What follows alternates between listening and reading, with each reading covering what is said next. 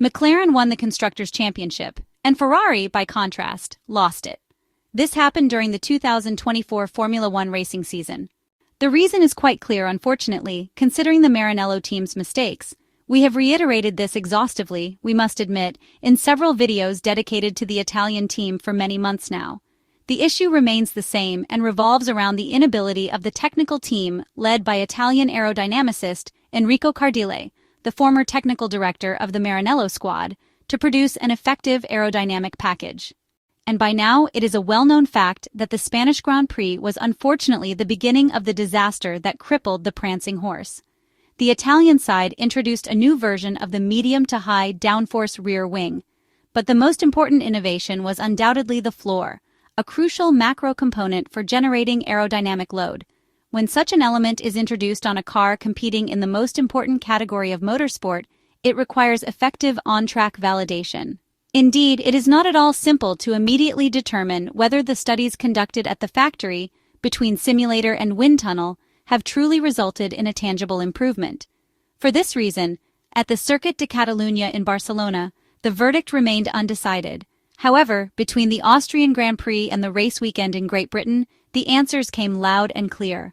The new floor of the SF24 did not work as intended. It generated considerable instability in terms of handling, eliminating the feature of the Ferrari that drivers appreciated most, its predictability. There was significant bouncing and, generally speaking, great difficulty in utilizing the proper ride heights.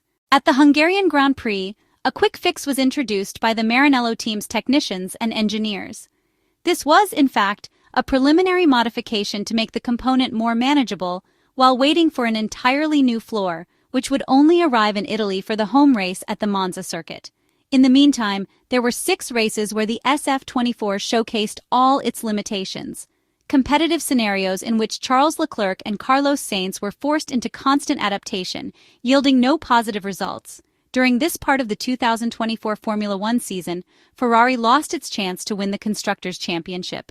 Furthermore, considering Charles Leclerc's final gap of 81 points to Max Verstappen, the idea that the Monegasque could have competed for the Drivers' Championship is not far-fetched at all. There is also another issue weighing on the constructors' results, where the final margin was much smaller, namely, could Ferrari have won the Constructors without McLaren's mini-DRS? What we are referring to is closely inked to the disputes regarding McLaren's legality. This brings us back to the discussion about the rear wing, a sort of mini-drag reduction system, with which the MCL38 could maintain a downforce level similar to Ferrari's, but enjoy a clear advantage in high-speed sections. Essentially, drag was reduced thanks to a particular aeroelasticity of the element, which would slightly open on straights even with the drag reduction system closed. This advantage was estimated at a top speed gain of at least 3 or 4 kilometers per hour, which is clearly not insignificant at all. Within this scenario, there are 2 interrelated issues that raise concerns, and not just for Ferrari. The first involves the FIA's attitude following Red Bull's report. To start with, if the Milton Keynes team had not filed a complaint, the MCL38 would have continued using the disputed wing until the end of the 2024 Formula One Championship. This highlights the inadequacy of the legislative body, which makes the rules but is absolutely incapable of enforcing them. Moreover, once the questionable legality was established, the International Federation did not penalize McLaren. Instead, it politely invited the Woking team to retire the specific component.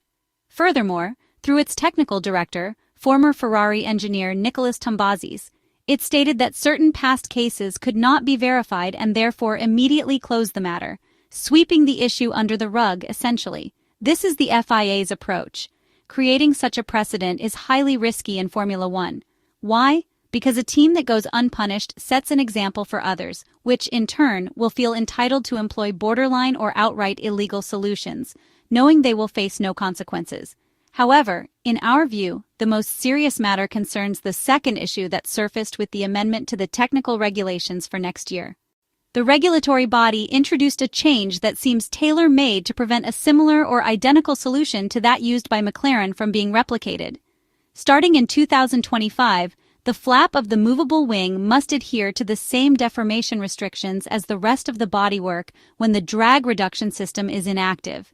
To be even clearer, the the regulatory body added a clause via Article March 10, 10. There must be a mandatory minimum distance between the two elements of the rear wing when the drag reduction system is not active. Across the wingspan, the rear end profiles must maintain a minimum distance between 9.4 and 13 millimeters. This parameter will be enforced when the system is inactive, with FIA inspections using a calibrated spherical tool to ensure full compliance before official sessions. At this point, a question arises and gives us much to think about regarding the matter. Why does the FIA ban McLaren's solution, thus deeming it illegal, yet during the championship chose to overlook it and not penalize a team that derived clear benefits? Is this the standard procedure? Can we talk about a skewed championship? McLaren's low downforce rear wing drew scrutiny after the Azerbaijan Grand Prix after TV footage revealed the rear wing flexing on Oscar Piastri's MCL38, while the Australian led the race ahead of Ferrari's Charles Leclerc. The flex suggested a mini-DRS effect, with the gap between the slats of the rear wing appearing to open wider than the rules permitted. However, the rear wing passed all static load tests in scrutineering. But following protestations from Red Bull and Ferrari, the FIA moved to ensure McLaren made changes to the rear wing design going forward, with the Woking-based squad making proactive changes to all of its rear wing range for the rest of the season. While flexibility tests won't change for F1 2025, the FIA has outlined wording changes in the regulations aimed at closing any particular gray areas, allowing for unforeseen flexing in rear wings.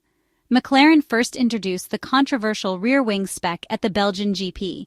In fact, in the car updates document for this race, the team explained that the purpose of this spec was to use it recurrently at the following high-speed circuits like Italy, Azerbaijan, and Las Vegas.